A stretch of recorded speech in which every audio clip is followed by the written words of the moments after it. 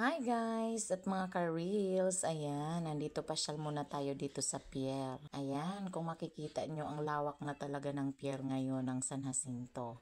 At ang lalaki na din ng mga sasakyan. Ayan ang cruise shipping, biyahing Pilar. At dito naman sa bandang kabila ay ang Marilo, biyahing Bulan. Ayan, 'di ba? Naglalakihan na sila samantalang dati, maliliit lang na mga bangkang dikatig at isang biyahe lang. Kapag naiwanan ka sa madaling araw, wala na. Kailangan mo nang mag-espesyal ng lancha para ka ulit makatawid ng dagat. O 'di ba? Ayan, ang laki na talaga ng ipinagbago ng ating lugar sa ngayon kumpara sa dati, 'di ba? Ayan, nakikita mo, ang lawak na din ng pier. Dati, isang hilera lang talaga na maliit at hindi niya magkasya yung mga four wheels. 'Di ba? Ayan.